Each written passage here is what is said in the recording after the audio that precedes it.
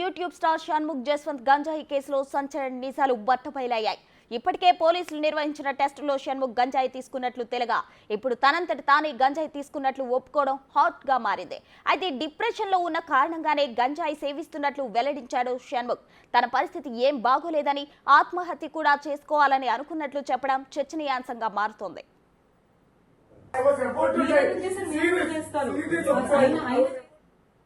మరోవైపు షణ్ముఖ్ సోదరుడు సంపత్ బాధితులు కూడా ఒక్కొక్కరుగా బయటకు వస్తున్నారు. 2016లో థిక్ షేక్ ఫ్రాంచైజ్ పేరుతో తన ఎంబీఏ క్లాస్మేట్ నుంచి 20 లక్షలు తీసుకుని మోసం చేసినట్లు పోలీసులు గుర్తించారు. అలానే ఇప్పటికే ఓ యువతితో నిశ్చితార్థం జరిగిన తర్వాత పెళ్లికి 6 రోజులు ఉండగా డాక్టర్ దివ్య పూజను వివాహం చేసుకున్నాడు సంపత్.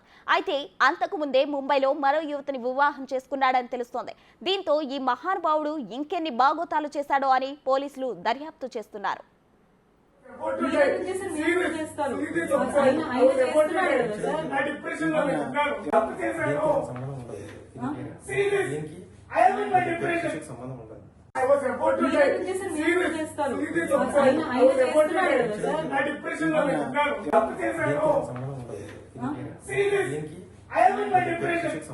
సంబంధం